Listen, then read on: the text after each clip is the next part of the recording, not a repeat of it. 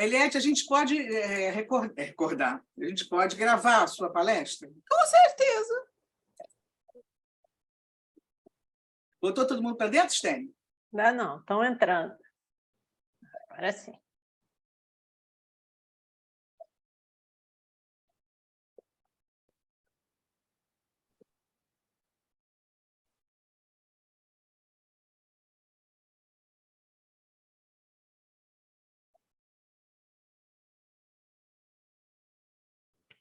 Bom, boa tarde para todos.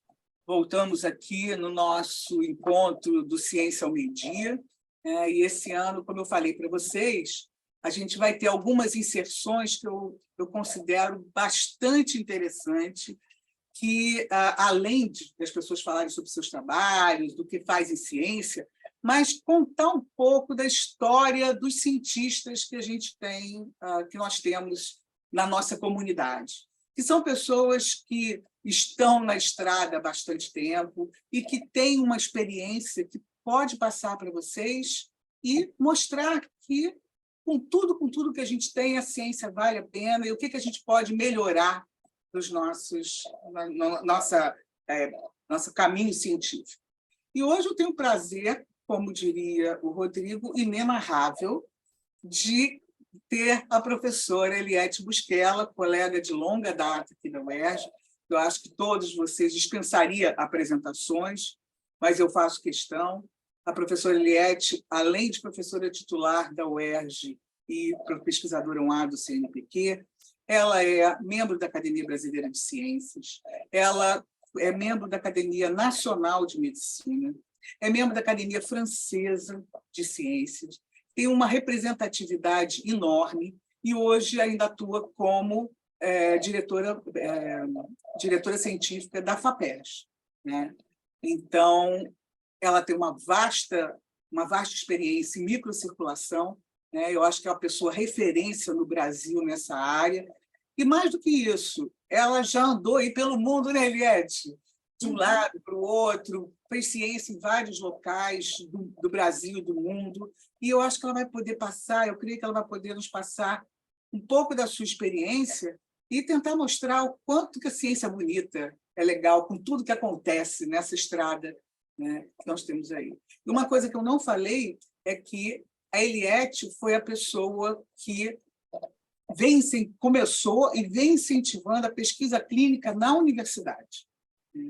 Com o seu ritmo sempre muito intenso de recrutar pessoas, de ter pessoas ao seu lado, ela começou a pesquisa clínica na UERJ e hoje nós temos um prédio que é um prédio exclusivo da pesquisa clínica da UERJ. Foi ela que me incentivou a entrar na pesquisa em obesidade, principalmente com humanos. Eu creio que ela vai ter muita coisa para nos falar. Eliette, muito obrigada por você ter aceitado. E nós vamos começar aqui. Ela já falou que ela não vai apresentar slides. Então, nós vamos ter uma experiência diferente do que é ter uma palestra desse tipo, né? Então, meninos, aproveitem. Por favor, Eliette. Muito obrigada, Tereza. O prazer é meu de estar aqui e eu estou muito, muito satisfeita de ter sido convidada. Muito. Eu acho ótimo e eu quero dizer que eu sou, a essas alturas do campeonato, eu sou um animal em extinção e ainda consigo falar sem diapositivos, porque eu acho que para contar a sua história você não precisa disso. É a minha opinião. O máximo que pode acontecer é os alunos todos desligarem as câmeras e dormirem e tudo bem. Não se esqueça que você é parte da construção desse prédio para a obesidade. Eu queria dizer o seguinte, na minha carreira, eu comecei muito cedo, entrei na medicina na UFRJ, embora a FAPERJ recentemente tenha publicado na sua página, me chamaram a atenção disso que eu me formei na UERJ, mas eu não me formei na UERJ, eu me formei na UFRJ. E aí, eu sou uma pessoa que, quando eu entrei na faculdade, eu queria muito elucidar coisas complexas, entende? Porque a primeira ideia que eu tive antes de entrar na faculdade é que eu queria ser advogada de crimes bárbaros, de coisas complexas. E aí depois eu decidi que eu não queria fazer advocacia, que resolvi fazer medicina, e entrei nessa história de ciência também para elucidar coisas complexas. Mas eu tenho um grande problema, que é o fato de que eu sou muito concreta, eu gosto de ver o que eu estou fazendo. E, por conta disso, e eu vou contar isso para vocês um pouco, eu entrei para estudar a microcirculação em vivo, porque eu achei maravilhoso a primeira vez que eu vi. Como é que foi essa história? Eu entrei na faculdade e aí eu tinha uma vaga para monitor de fisiologia cardiovascular, no laboratório do professor Antônio Paes Carvalho, que tinha acabado de voltar dos Estados Unidos. E tudo acontece na vida mais ou menos por acaso. Você tem que estar no lugar certo, na hora certa, e pronto, e aí as coisas começam a encaminhar. Quando eu estava fazendo vestibular, eu comecei a dar aula de química no curso pré-vestibular. E aí conheci várias pessoas interessantes, e aula em curso pré-vestibular é uma coisa assim que você tem que ter um certo treino, e quem me treinou para fazer isso foi uma pessoa que talvez vocês não conheçam, porque vocês são muito jovens, mas foi o Enéas Ferreira Carneiro, que se candidatou à presidência da República, 56, meu nome é Enéas. E aí eu aprendi química nessa história, e quando eu fui ser entrevistada para tal vaga de monitoria, o Paes de Carvalho queria saber como é que se fazia uma solução de miliequivalentes, normal, molar, isso eu sabia tudo. E ele me escolheu por conta disso. Aí eu comecei a trabalhar com ele, e a minha primeira pesquisa foi coração isolado. A gente tirava o coração do coelho, colocava numa solução de perfusão, e a gente queria saber quanto tempo esse coração aguentava, já naquela época, numa ideia de conservação do órgão, para a gente poder ter um tempo maior, digamos assim, para fazer transplante.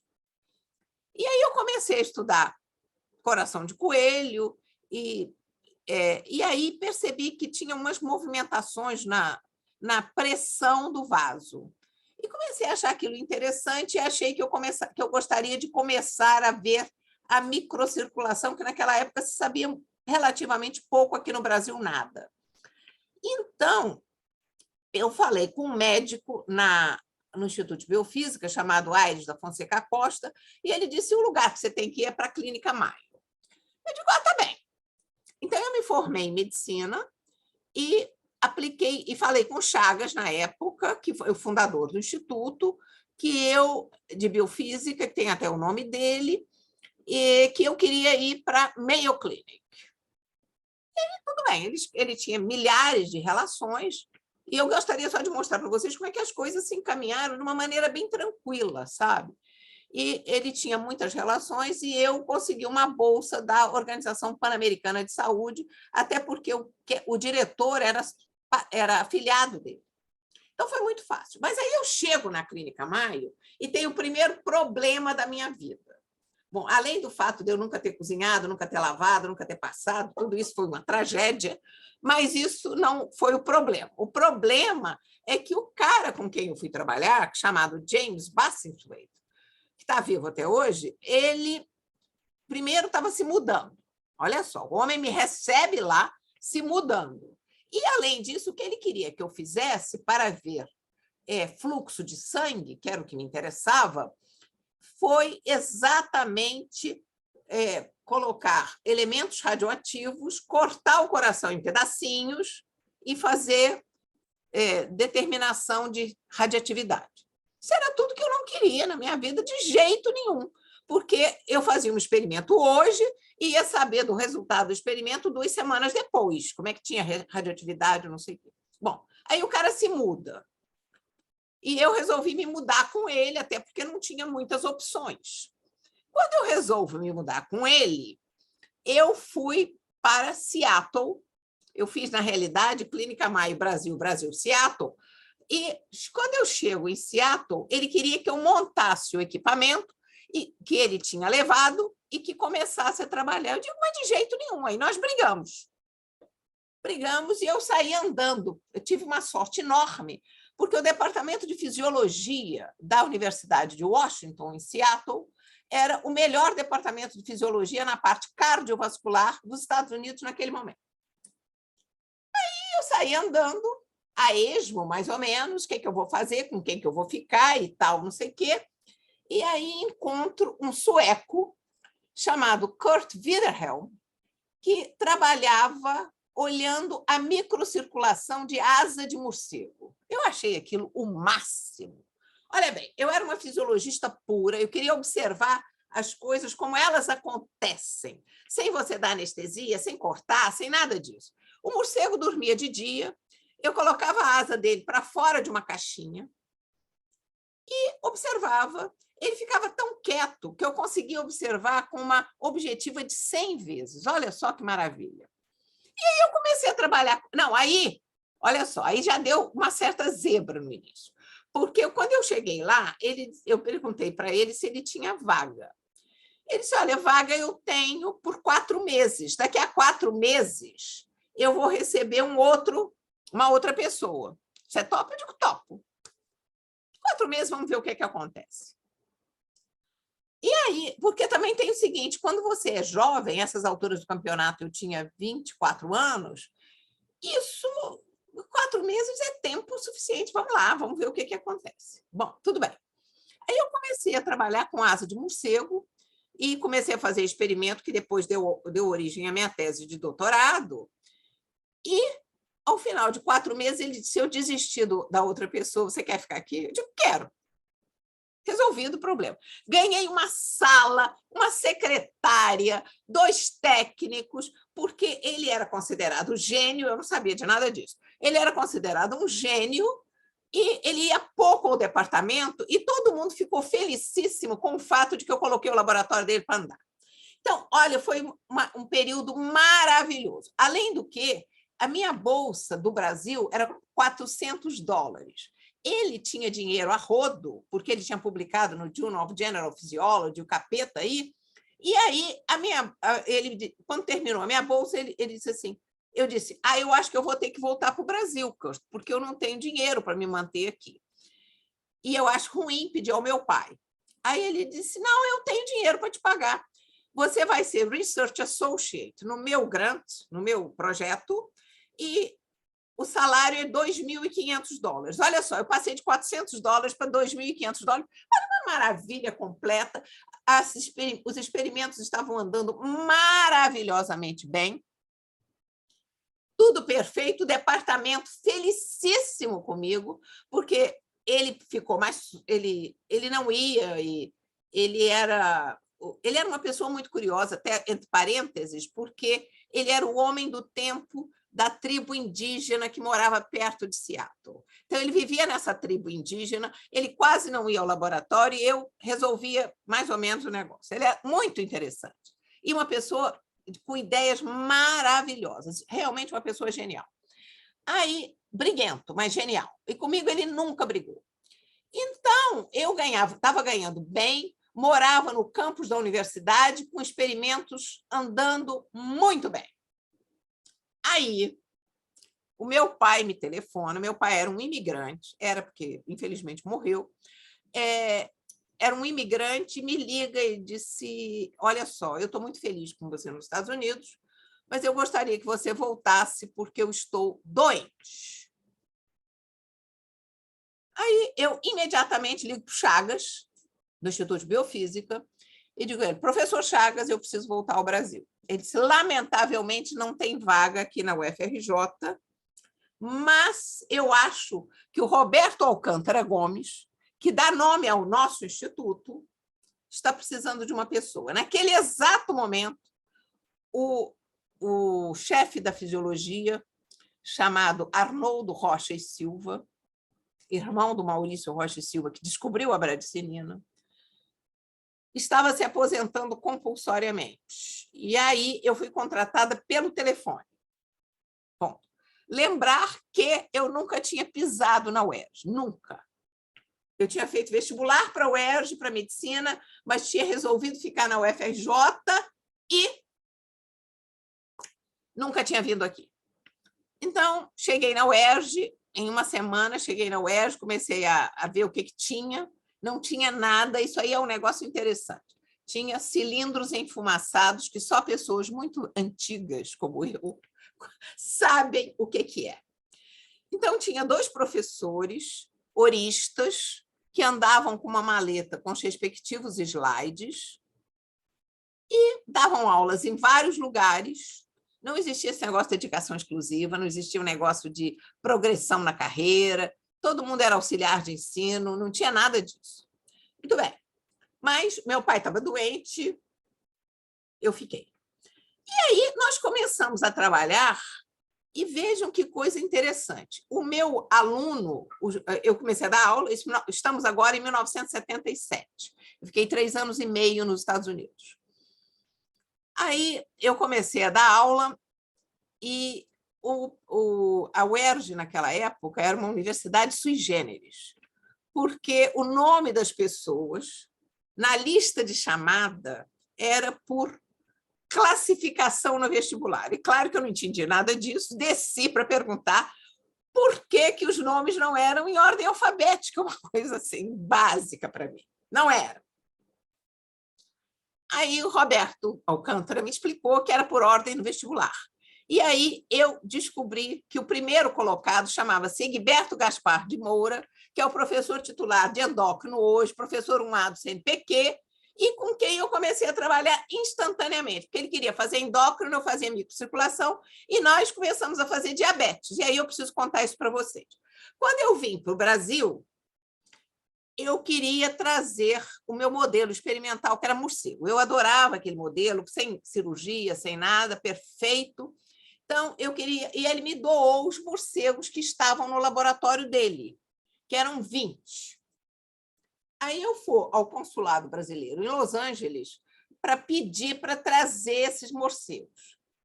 Aí o veterinário que atendia o nosso departamento em Seattle disse que os morcegos eles podem ser vetor da raiva e não desenvolvem nenhum sintoma.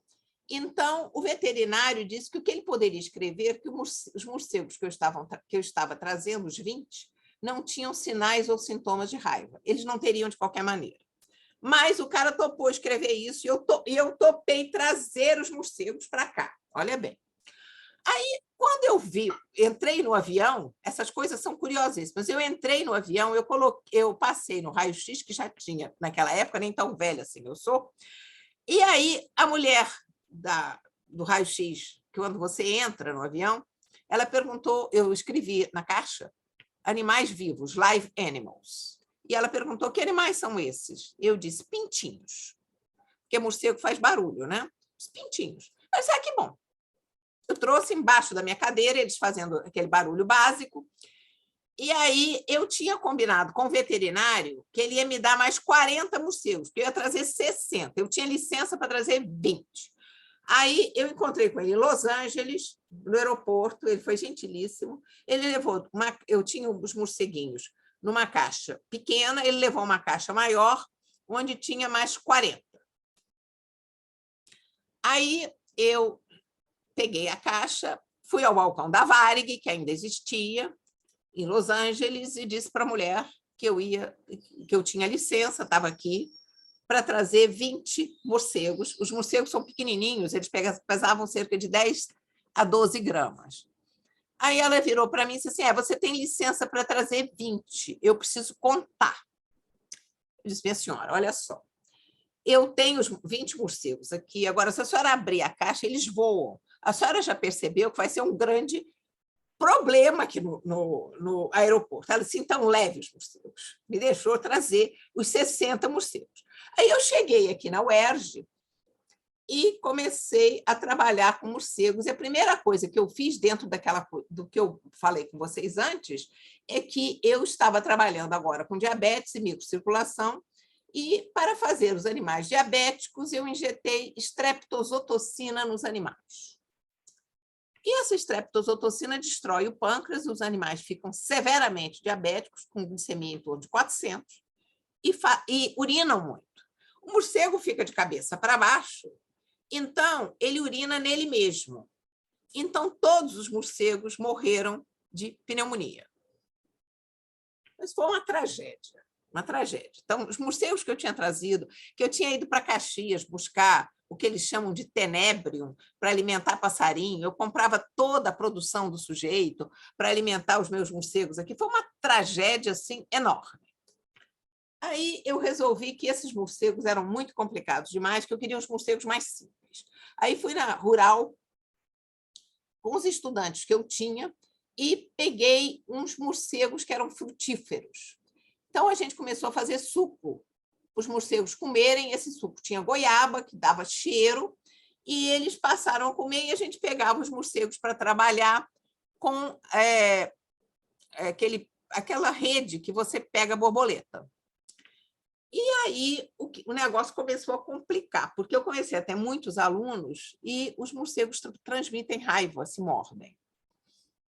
E eu fiquei com muito medo. Eu sou vacinada, porque me vacinei nos Estados Unidos, mas achei que não era uma coisa boa. Aí desisti dos morcegos.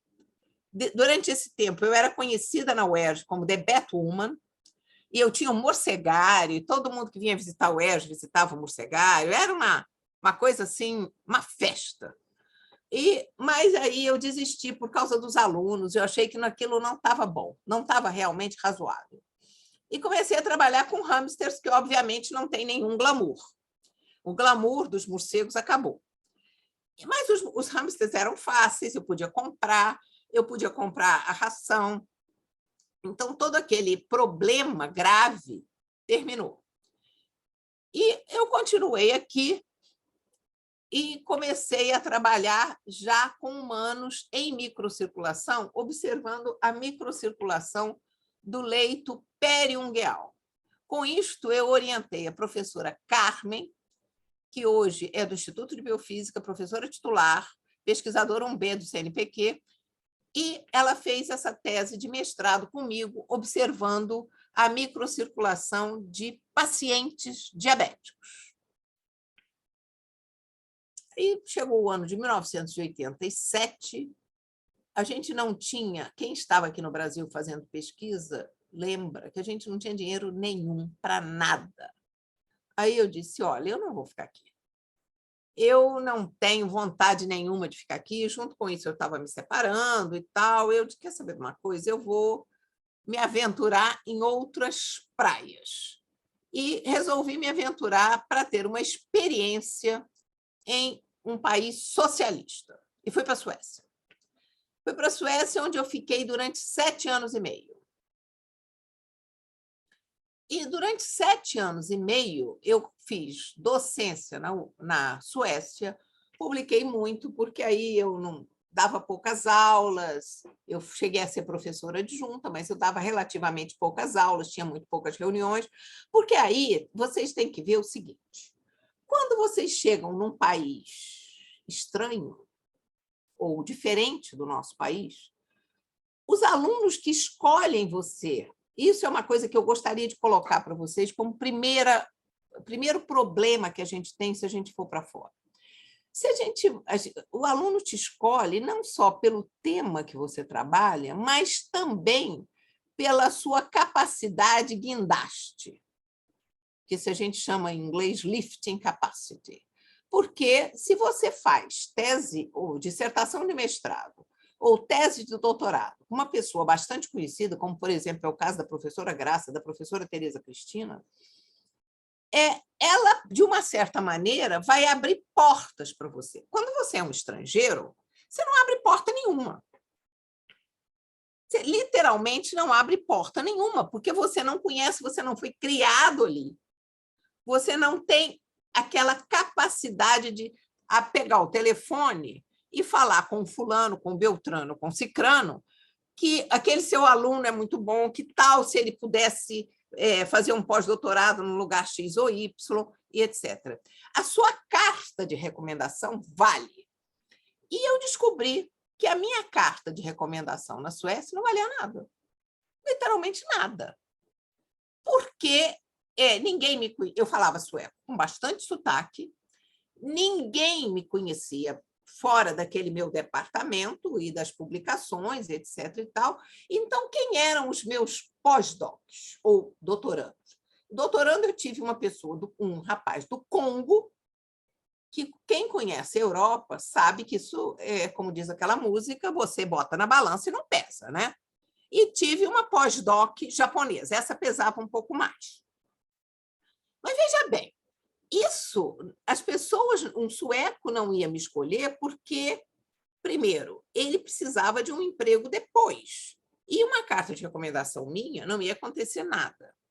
E eu vou contar para vocês uma coisa que é muito interessante. A primeira vez que eu me... porque a gente precisa também parar com esse nosso complexo de vira-lata e achar que tráfico de influência acontece só aqui no Brasil. Isso não é verdade, isso não é jabuticaba.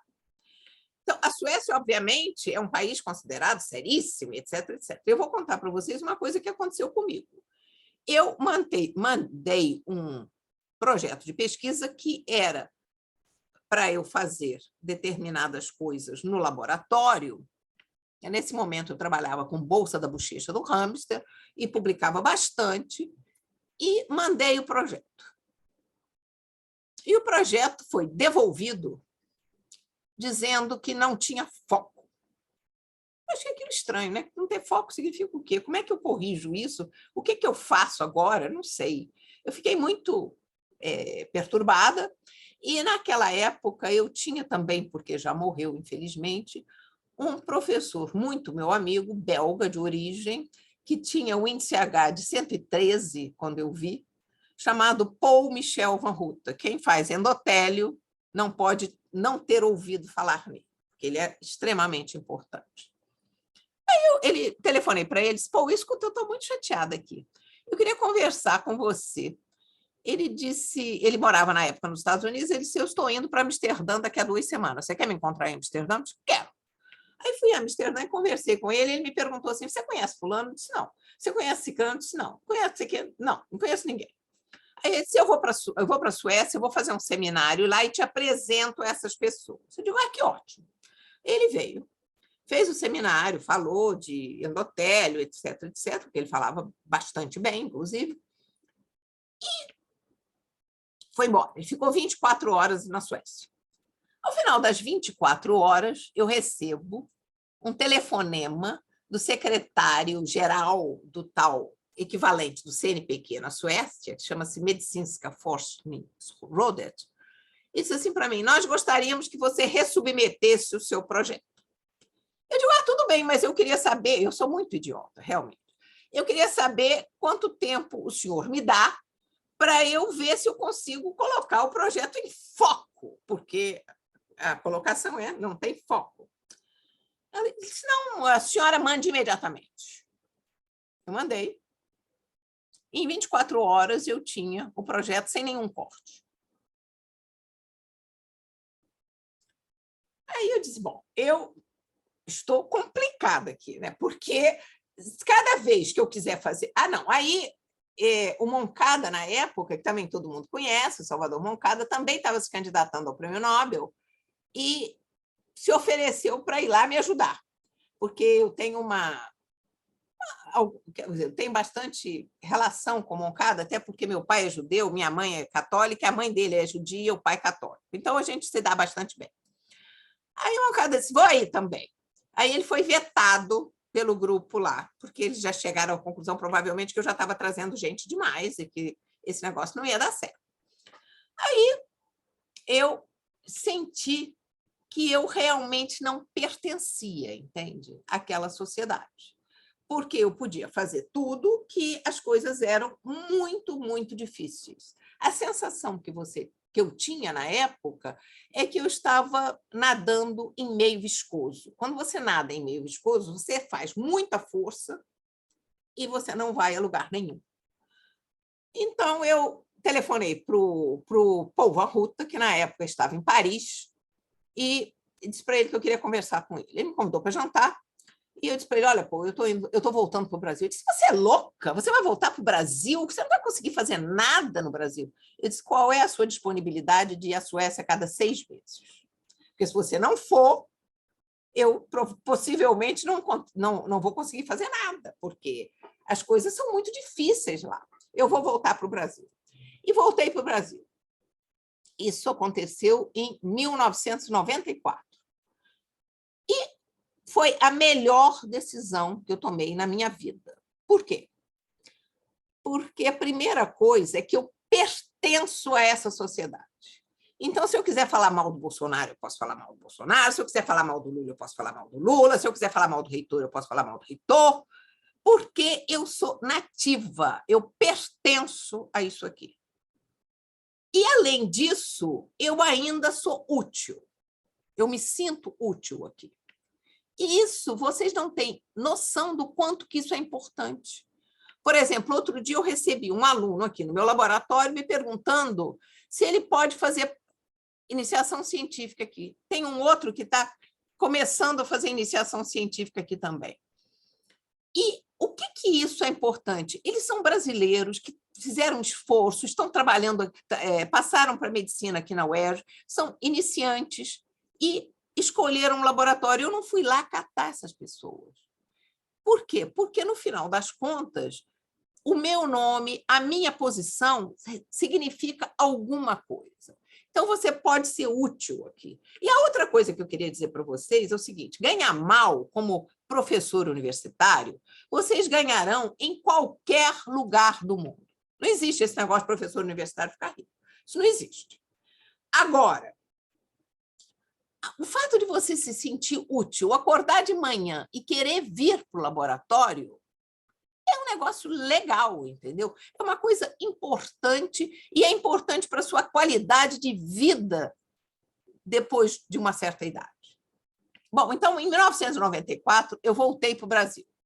E voltei para o Brasil, todo mundo achando que eu não ia voltar. Então, foi uma coisa bastante curiosa, porque as pessoas acham que você vende a mãe na praça para ter uma cidadania europeia. Por acaso, eu não precisava vender a minha mãe na praça, porque meu pai era francês e eu já tinha cidadania francesa. Então, eu voltei para o Brasil porque eu queria voltar para o Brasil, por uma questão de pertencimento e por uma questão de me sentir útil e de entender o sistema aqui. Eu me lembro muito bem, conversando com o Povo Arruda, que ele me disse uma coisa muito interessante, que quando ele estava nos Estados Unidos, falando inglês perfeitamente, escrevendo inglês, falando inglês e tudo mais, ele disse que quando ele chegou na França e ele entrou numa padaria, ele se sentiu ótimo, porque ele sabia exatamente qual era o último tempero que a padeira tinha colocado no pão. E isso é um negócio fundamental.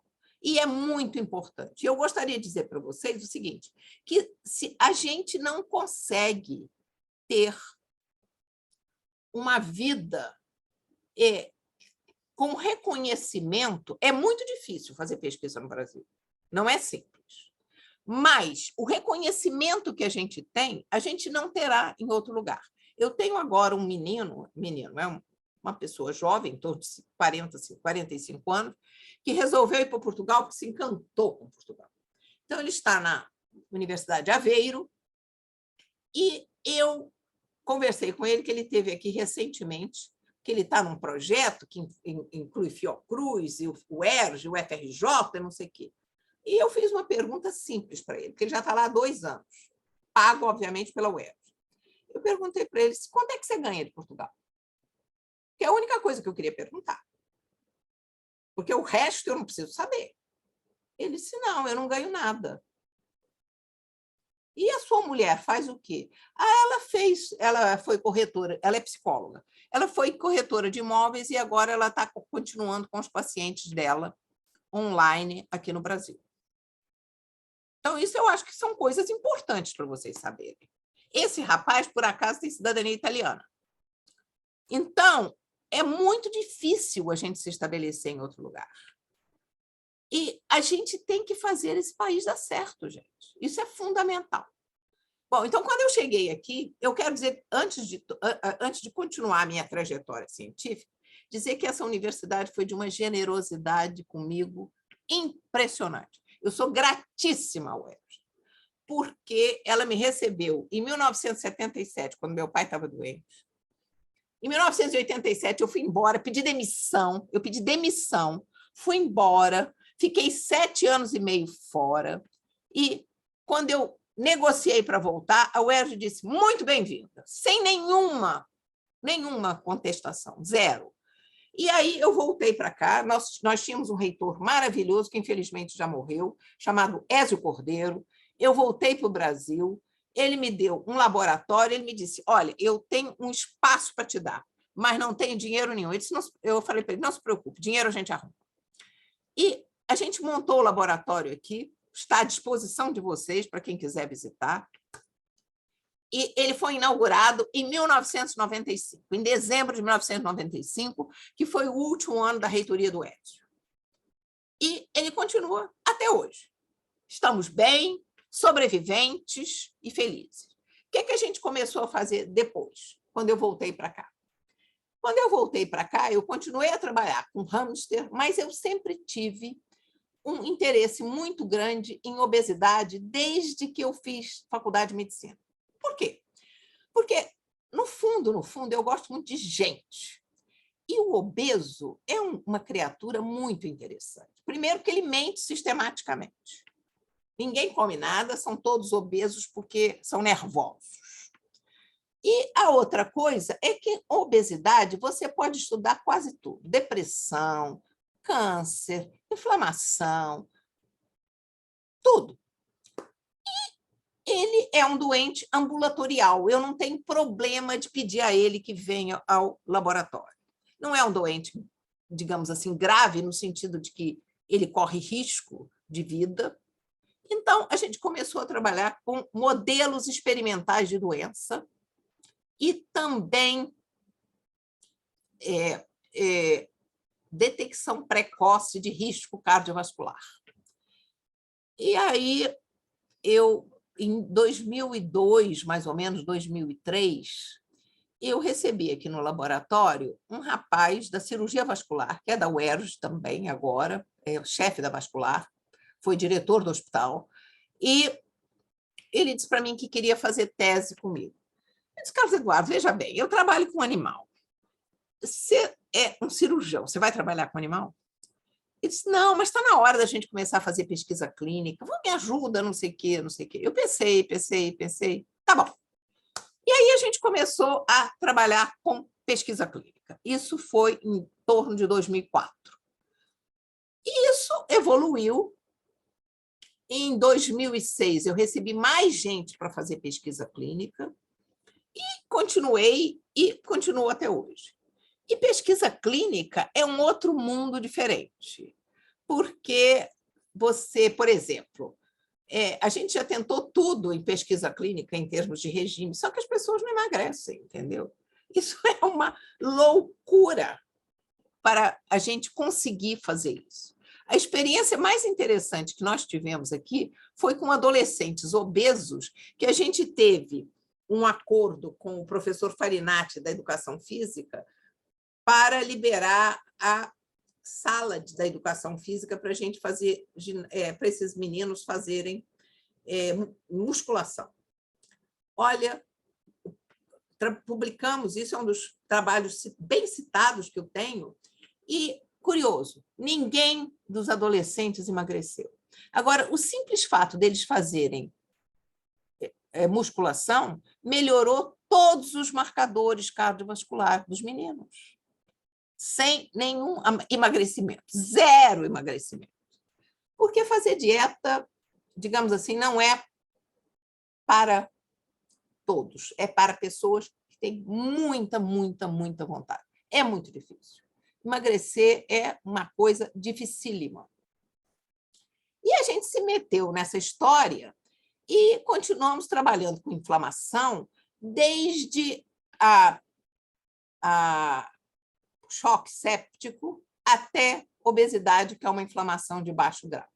Com esta história da obesidade, antes disso, quando eu comecei a trabalhar com pesquisa clínica, eu cheguei à conclusão de que eu precisava rever a clínica médica. Porque quando você é especialista, como eu era, né, eu sou até hoje, em microcirculação, eu só ia em congressos da minha área. Então, eu estava quase me transformando no que o Milor Fernandes chama de perfeito especialista, que é aquele que sabe tudo sobre nada. Então, eu sabia muito de microcirculação, mas, de uma maneira geral, eu não tinha uma visão mais de clínica, porque eu já tinha muitos anos que eu tinha largado a faculdade de medicina. Então, aí eu conversei com as pessoas e cheguei à conclusão de que a Academia Nacional de Medicina era um bom lugar para eu rever a clínica. Aí eu comecei a frequentar a academia, achei interessante, me candidatei e fui eleita. E tem 19 anos que eu estou lá. E é uma coisa muito legal, porque tem pessoas muito boas que falam toda quinta-feira, a partir de 6 horas da tarde, tem um lanche às 5, e a partir das 6 horas você tem conferências muito interessantes.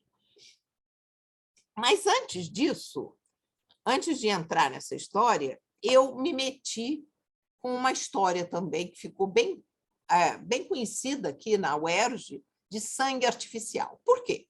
Porque o Brasil é um dos campeões de acidente de trânsito. E se você for fazer a tipagem do sangue, etc., para chegar... Primeiro, tem que chegar com a pessoa no hospital.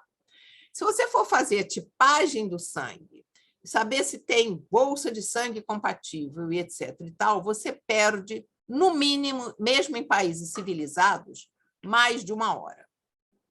No Brasil, você perde em torno de 3 horas, entre a ambulância ser chamada, a ambulância chegar, ir para o hospital e etc.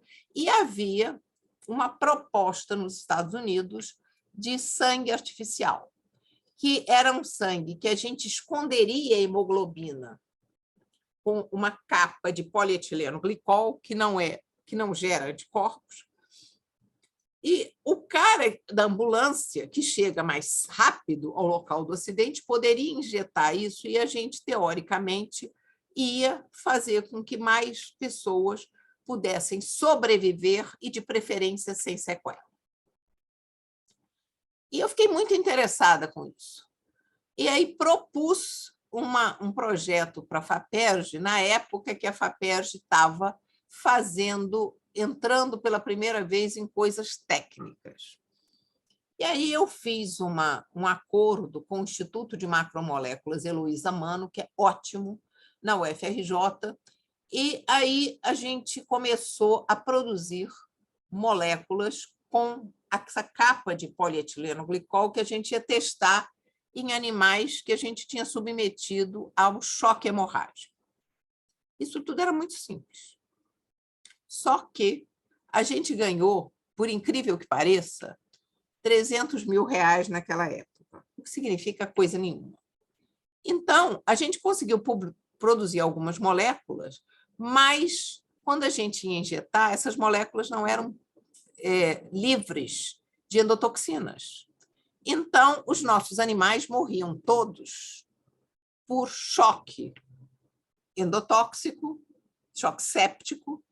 Então, a gente não conseguia testar nada e eu acabei desistindo, porque eu fui fazer as contas para ter uma ideia.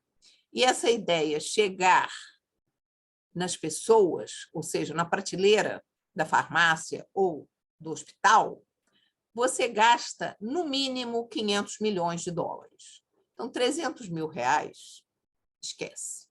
Então, essa foi a minha passagem por sangue artificial, que deu uma grande, digamos assim, visibilidade ao laboratório, eu apareci no Jornal Nacional, foi um negócio assim, interessante, mas que é um sonho de uma noite de verão. Em outras palavras, a gente só pode dar os passos que a gente consegue. E isso, certamente, é um passo que a gente não consegue. Aqui no Brasil, por exemplo, a gente ter uma indústria farmacêutica que banque uma fase 1 e uma fase 2 clínica, $500 milhões, no mínimo, 1 bilhão, fácil. E aí eu desisti disso e aí comecei efetivamente a me focar mais nas chamadas doenças cardiometabólicas e acabei, digamos assim, ancorada ou parada em obesidade e continuo até hoje. E aí, nessa história da Academia Nacional de Medicina, você, quando se candidata, você visita todos os acadêmicos e um desses acadêmicos era o ministro Adib Jateb. E, por incrível que pareça, o Adib era diabético. E aí eu comecei a discutir sobre microcirculação com ele. Veja só, as coisas acontecem mesmo sem você planejar. E ele é nascido no Acre. O pai dele morreu quando ele era extremamente jovem, criança, tipo 4 anos, 3 anos. E a mãe dele se mudou para Uberlândia, que é a cidade onde eu nasci. Então, quando a gente se encontrou, a gente tinha digamos assim, 2 pontos de conexão. Uberlândia e microangiopatia diabética. Pronto, aí ficamos amicíssimos. Amigos mesmo, de eu falar com ele a hora que eu quisesse. Ele não era mais ministro. E aí eu disse para ele que eu queria estudar obesidade e queria construir um prédio para estudar a obesidade. Ele disse, mas eu acho uma ótima ideia. Eu digo, é mesmo? O fato dele ter dito que era uma ótima ideia, para mim, foi um negócio muito importante naquela época. E o Adib também é uma pessoa que eu nunca vi o Adib falar com nenhum diapositivo, nenhum auxílio técnico. Ele sabia tudo de cor, número de leitos de hospital, tudo, ele sabia tudo. Aí o Adib nos levou... Não, inicialmente, depois que ele disse que a ideia era ótima, eu fui à FINEP. E na FINEP eu também tive uma sorte para pedir dinheiro para esse prédio. A sorte foi que no dia que eu ia ser recebida pela alta direção da FINEP, naquela madrugada o Bussunda tinha morrido. Jogando futebol, fez um exercício a mais, morreu. Na Copa da Alemanha. E aí nos recebeu um rapaz que a Tereza conhece, chamado Ricardo Gataz, que na época era diretor na FINEP, e é gordo. Aí eu virei para ele e disse, olha só, a gente precisa de maneiras de detecção precoce de risco cardiovascular e a gente não pode sair cateterizando todo mundo, porque cateterizar não é livre de risco. Então, a gente precisa fazer outras coisas. O que você acha? Eles acharam uma ideia interessante e nos deram dinheiro para a gente começar o projeto do prédio. Aí, também faltou dinheiro, porque aqui no Brasil as coisas estão mais ou menos sazonais. Aí faltou dinheiro, aí eu falei com a Adib. Adib, olha só, a situação está ruim. O que você acha? Ele disse, vamos ao BNDES. Eu disse, como é que eu vou ser recebida no BNDES? Para, Adib, esse negócio... Não, eu resolvo isso. Aí ele telefonou para o Coutinho, que era o presidente do BNDES, que obviamente nos recebeu com pompa e circunstância, ficou lá a manhã inteira conversando comigo, com o reitor da UERJ, com o Guilherme, que trabalhava junto comigo, todo mundo, fomos todos lá. E começamos, então, a grande aventura do prédio. Aí a gente conseguiu dinheiro da FINEP, do BNDES, da FAPERJ e, finalmente, do hospital. E o prédio virou esse prédio de pesquisa clínica que está ao lado do raio-x. Então, veja só, é muito interessante. E porque o Adib também me disse, eu preciso dizer isso para vocês, porque isso é fundamental. O Adib um dia chegou para mim e disse assim, Eliette, você sabe de uma coisa? O problema do pobre não é ele ser pobre. Eu digo, não? Ele disse, não, o problema do pobre é que os amigos dele também são pobres. Então, este é o assunto que eu não conhecia ninguém, mas eu conheci, por acaso, o Adib, aí o Adib resolveu me ajudar. Eu jamais teria possibilidade de ter este tipo de acesso se eu não estivesse no Brasil, claro. E, obviamente, na Academia Nacional de Medicina, com quem eu posso falar praticamente com qualquer bambambam da medicina, porque vários deles estão na academia. Então, isso, inclusive, o Clementino Fraga, que dá nome ao Hospital do Fundão, era da academia quando eu entrei. Então, essas coisas, eu queria dizer para vocês que o fato da gente pertencer e o fato da gente poder ser útil e trabalhar faz com que, mesmo a gente não tendo nenhum parentesco científico, não tendo vindo de coisa nenhuma, e eu quero dizer para vocês, quando Maurício Rocha e Silva tomou posse na Academia Nacional de Medicina, o discurso que ele fez, ele falou mais da metade do discurso sobre o pai dele que descobriu a bradicinina. Eu virei para ele e disse assim, olha, eu não posso entrar aqui, porque meu pai era um empresário, eu não tenho que dizer nada sobre ele. Imigrante empresário que dormiu uma semana na Praça da República. Acabou, ponto. Entendeu? Mas você trabalha, você é conhecido e você consegue as coisas. Eu só espero que com essa... eu estou aberta a perguntas, mas eu espero que com essa fala que eu fiz junto com vocês, eu espero que vocês tenham um pouco mais de considerar que existe uma cenoura para a gente ficar aqui e que vale a pena. Então, se eu tiver conseguido que vocês pelo menos pensem que vale a pena fazer ciência e fazer ciência no Brasil, eu estarei muito feliz. Muito obrigada. Eliette, como sempre, eu me diverti e revivi algumas coisas que você falou, inclusive a visita ao BNDES, que foi excelente. Eu vou deixar aberta, alguém queria te perguntar, eu estou vendo aqui que o pessoal interagiu com você pelo chat, e todos concordando muito, dizendo que foi muito interessante, muito bom, concordando que essa tua trajetória ajuda a mostrar que as coisas andam e mudam, vida nome, endereço, um pouquinho mais de dificuldade ou menos dificuldade. Mas a gente passa por todas essas situações, e como você sabe lidar, e você, com o Fon da Romano, que está falando, né, que é uma história. E cada um vai construir a sua história se puder colocar, batalhar e se impor, né? E mais do que isso, como você falou, gostei muito, pertencer. Isso é fundamental. Você se sentir pertencido a um lugar, né, que pertence a um lugar, isso aí é muito interessante. Eu vou deixar aqui, se alguém quiser fazer alguma pergunta. Alguém? Quero só comentar que eu cheguei a pegar os morceguinhos. Eu lembro que foi a primeira coisa que eu fui visitar quando a gente começou na fisiologia, foi ver o morcegário. Eu entrei em 78. Eu acompanhei a vida da Eliette na primeira e na segunda, né? E foi muito interessante, eu aprendi bastante com isso. Eu não sei se o John queria perguntar alguma coisa. Parece. Botou o nome aqui. John? Oi, tem uma pergunta assim, vocês estão me escutando? Tô. Eliette, acho que em 2018 você deu uma entrevista para o Dia e você falou mais ou menos isso que você disse sobre a dificuldade de ingressar no mundo da ciência. Você até falou que tinha muito profissional indo virar Uber. Eu queria saber se você acha que o cenário de 2018, quando você deu essa entrevista, para agora, se melhorou, se piorou ou se manteve a mesma coisa?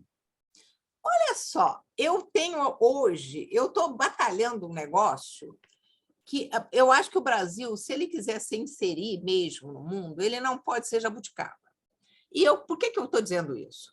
Porque eu, hoje, como diretora científica da FAPERJ, eu estou firmemente decidida, já estava há algum tempo atrás, mas agora estou muito mais, que se você olhar onde estão os nossos pesquisadores, eu estou dizendo mundialmente, a maioria deles, ou pelo menos a metade deles, em todos os países ditos desenvolvidos, estão na indústria e não estão na universidade.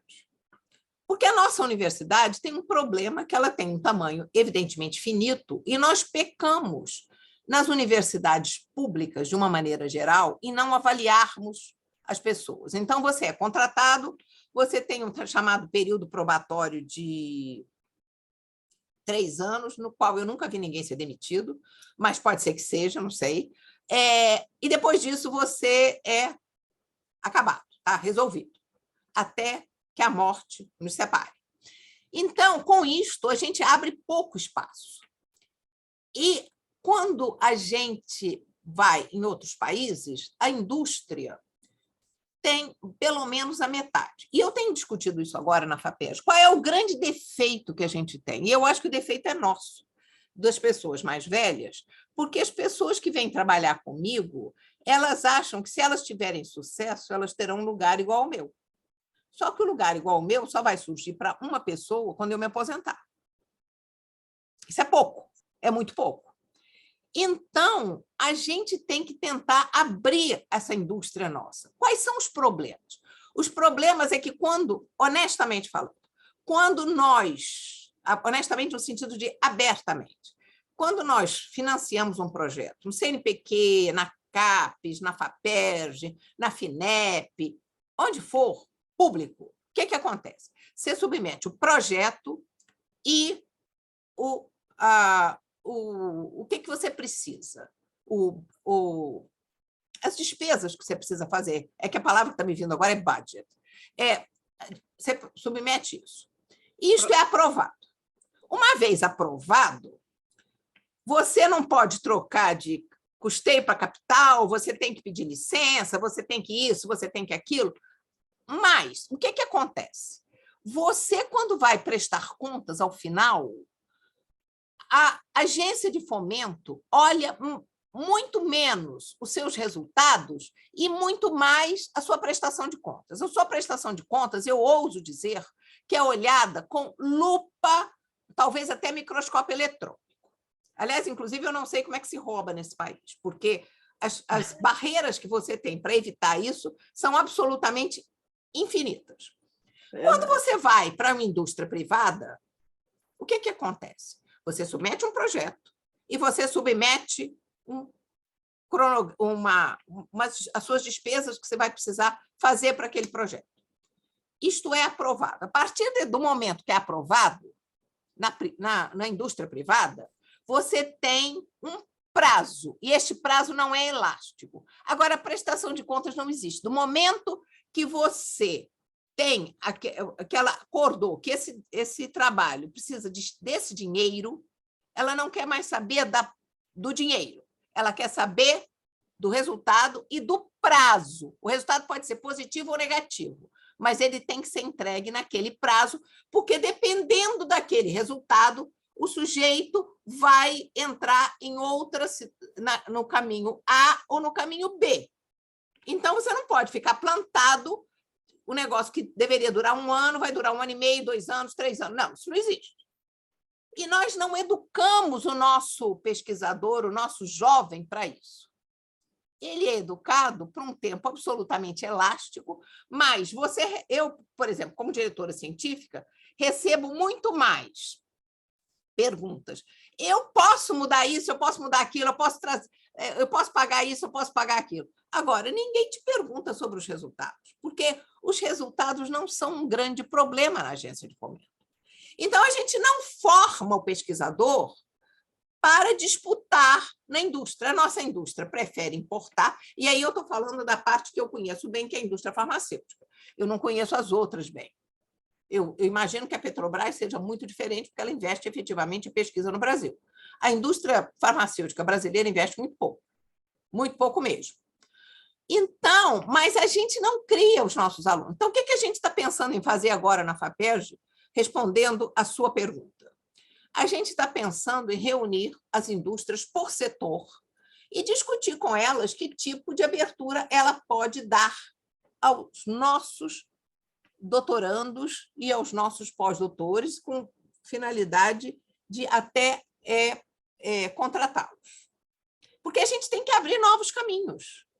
Porque se a gente, como velhas e velhos, não abrirmos novos caminhos, a universidade só ela não vai suprir o número de doutores que nós estamos formando. Isso esqueça, porque não vai.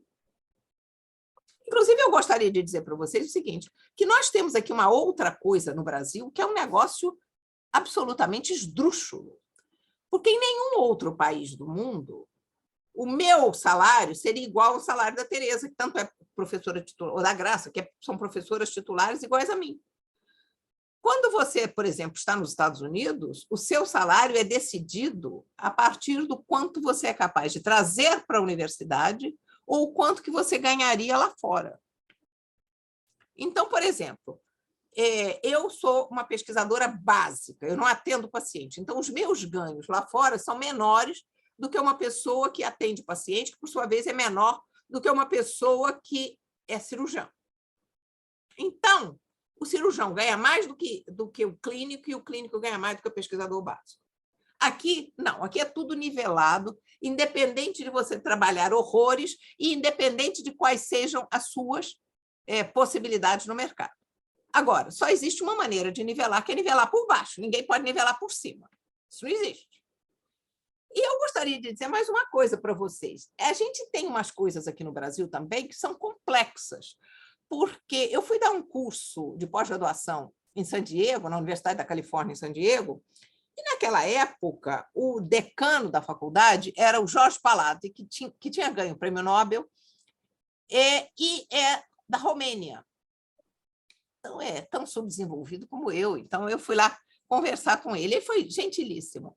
E ele me perguntou quais eram as novidades do Brasil. E eu, como sou faladeira, eu disse para ele, pois é, agora o UERJ tem dedicação exclusiva. Ele perguntou, o que é isso? Aí eu disse para ele, as pessoas que trabalham na UERJ só podem trabalhar na UERJ. Aí ele disse assim, olha, você quer saber de uma coisa? Se ninguém mais quiser o meu pesquisador, eu também não quero, não. Isso foi o que eu recebi do Jorge Palade. Nunca vou me esquecer disso. Então, a gente tem que abrir possibilidades, que a gente tem que pensar nos jovens, porque se a gente não pensar nos jovens, os nossos jovens vão eventualmente dirigir Uber mesmo.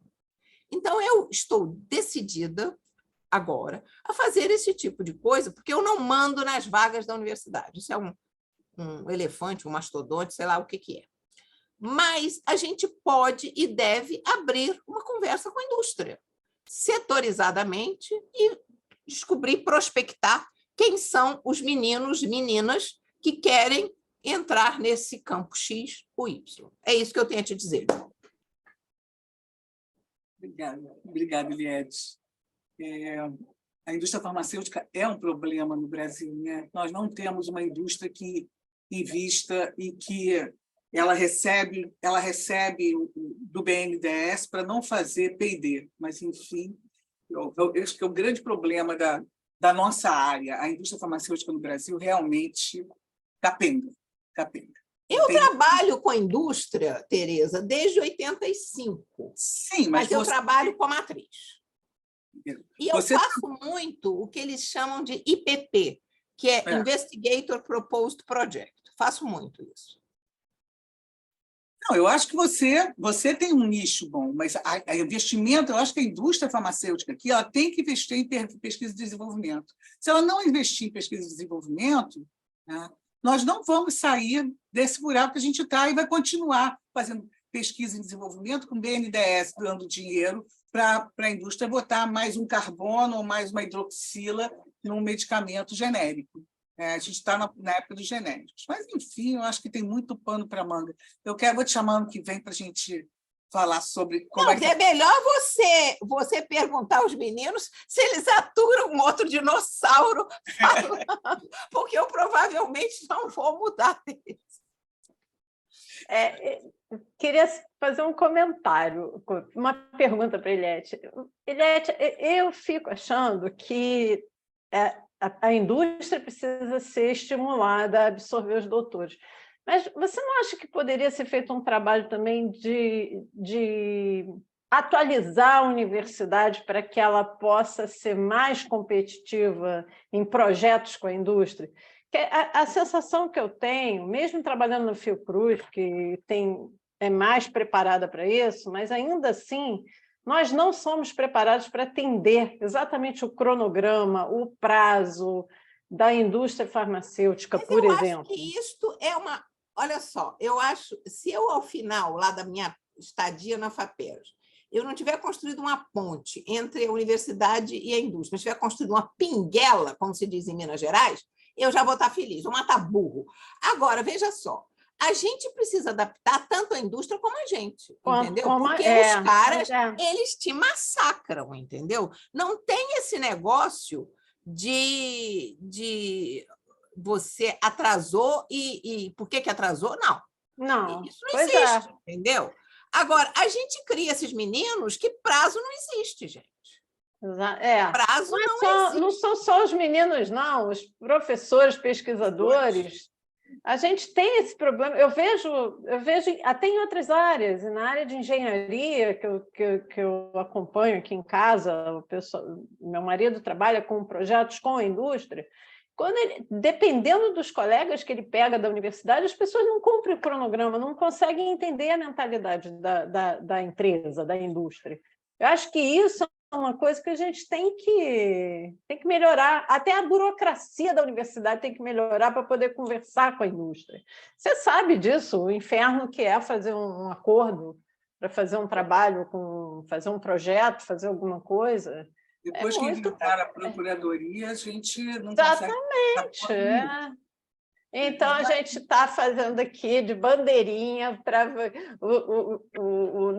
no seu mandato na FAPERJ para você construir a sua pinguela, pelo menos. Eu briguei com o Gerson, aliás, o Gerson brigou comigo, quando ele botou aquele negócio fixação de jovem pesquisador. Eu digo, Gerson, se a gente não fizer mais um trabalho, isso é procrastinar a agonia.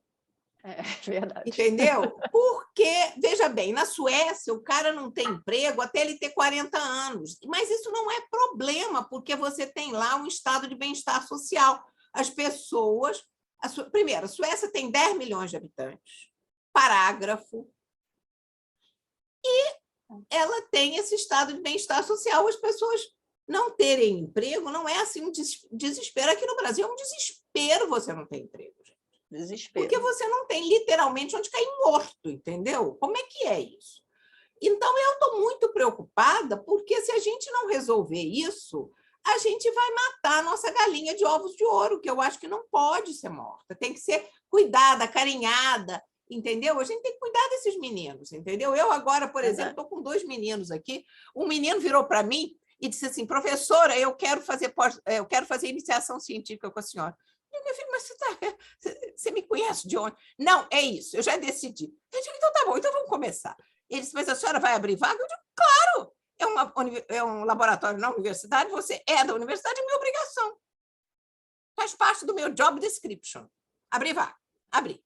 Agora, olha só, se a gente vai, esse menino vai, e aí? A gente tem nada para oferecer. Lembrar que os caras, quando eles terminam o doutorado, a maioria deles já tem, no mínimo, um companheiro ou companheira, tem família, sabe? E aí? Como é que fica? Por exemplo, quando eu voltei para o Brasil em 77, se eu não tivesse emprego, eu ia ficar muito mal, embora meu pai pudesse me sustentar, mas que isso? Você se sente péssimo de não poder se sustentar, gente. Não é ter luxo, ter nada. Se sustentar, só isso. Então, olha só, a gente precisa trabalhar. Agora, isso é outra coisa legal, sabe? Que eu acho que é outra mensagem importante. Quando eu morei na Suécia, os problemas suecos eram cosméticos. Se você põe botox, você não põe botox. Todo mundo vive sem botox. Muito bem, obrigado. Inclusive, até tem mais expressão facial. Agora, aqui no Brasil, os problemas são básicos, são estruturais. A gente precisa arregaçar as mangas. Então, qualquer lugar que você queira se dedicar, você tem o que fazer, é bem recebido e as pessoas, no final das contas, são gratas. É impressionante isso. Eu me dou com os meus alunos até hoje, sabe? É uma coisa assim, impressionante. E eu sou conhecida na rua, quer dizer, eu não conheço os meus alunos, mas eles me conhecem. E aí, é legal isso, sabe? Quando você fica mais velho, você percebe que valeu a pena, que tem coisas que são além de você ganhar dinheiro. E é legal esse negócio. Acreditem, é legal. Essa contribuição é realmente é o que me move. Essa coisa do saber que nós estamos contribuindo para alguma coisa. E eu acho que a indústria, nós temos que aprender a trabalhar com a indústria, a universidade tem que aprender que a sociedade está mudando, tem que aprender a trabalhar também com a indústria. E vamos deixar agora para o próximo capítulo o que a gente vai fazer. A gente vai cobrar, né, Eliette, essa interação. Faça isso, tá bom? Gente, uma boa tarde para todos vocês. Muito obrigada pela atenção. Obrigada por você, pelo seu tempo, que eu sei que é precioso. E a todos vocês, até a próxima quinta, quando nós teremos uma outra convidada que vai nos falar aqui sobre ciência também. Tá? Boa tarde para todos. Tchau, obrigada, Eliette. Tchau, Obrigada. Graça. Boa tarde, tchau, Eliette. Tchau, obrigada a Gostei muito todos. de te ver.